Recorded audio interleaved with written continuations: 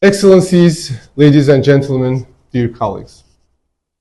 It's my honor to address the participants of the Drake Energy and Climate Security Conference. We managed to build the most sophisticated civilization ever in the history of humankind in the last 2 centuries or so. This was possible only with the Industrial Revolution, and the latter was possible only with the Energy Revolution, which started with coal, and then oil and natural gas were added to the short list of our current primary energy sources. Not everyone benefited from these economic and social developments equally. But it is fair to say that, on average, we all are living in a better world today.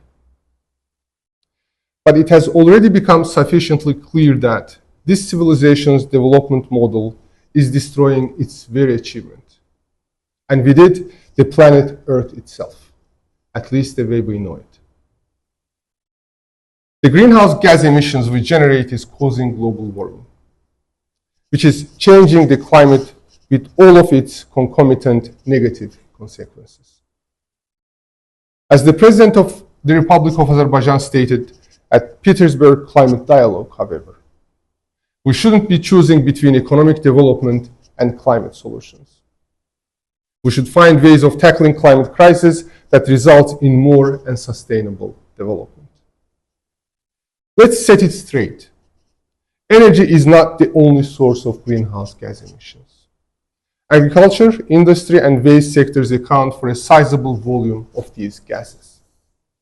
But energy is responsible for around 2/3 of these emissions. Moreover, although oil and gas are synonymous with fossil fuel term, in terms of combustion, coal is producing more carbon dioxide than either of them. I should also express my view that whether somebody produces or consumes hydrocarbons, or both, does not make much difference. Every single one of us is a party to this global economic architecture running on organic material formed millions of years ago.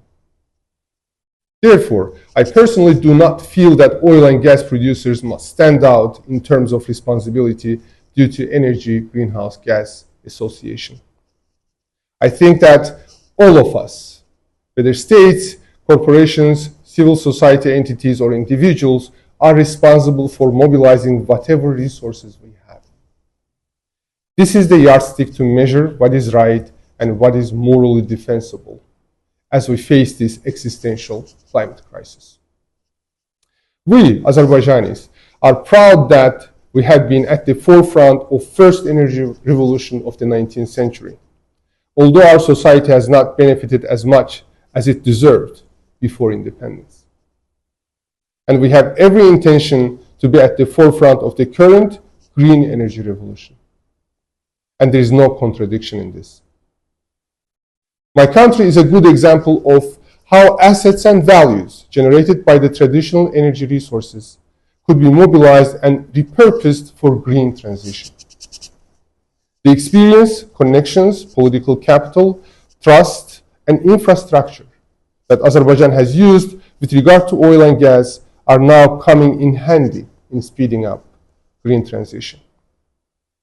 My country, which has been so great in terms of building traditional energy corridors, exporting wealth and security along the way, is now focused on building green energy corridors, among other things. This year, we have additional responsibilities as COP29 presidency. As the outcomes of global stocktake show, the reality is grim, and current climate action is falling short of living up to the challenge. We need to decrease greenhouse gases by 43% by 2030, 65% by 2035 compared to 2019, and reach net zero by 2050 to keep 1.5 degrees Celsius mission in sight. This will be a challenge, but there is no option B. We need new climate plans, NDCs and NAPs that are course-corrected and keep us focused on the North Star of 1.5. But which would be impossible to to achieve, especially for developing countries, which has contributed the least in terms of greenhouse gases, but are bearing the brunt of climate change onslaught. We need means of implementation, first and foremost, new climate finance deal that is adequate to the urgency and scale of the problem and takes into consideration the needs and priorities of developing countries. But non-party stakeholders, corporations, NGOs, and individuals should be active participants and contributors independent of political action if needed. The motto of COP29 presidency is "In solidarity for a green world." And it sums up all of the above quite well. Solidarity means collective action, since free riding and unilateralism is not a solution. Solidarity means just transition, since the needs of the most vulnerable should be heard and acted upon. Solidarity means a win-win game, because if the powerful feel that they will lose, they will try to slow down the process. And solidarity also means, and I like this part a lot, that we need everyone's sincere and over-the-top contribution, every bit and piece of it. Otherwise, we will fail. And that is not an option. Thank you.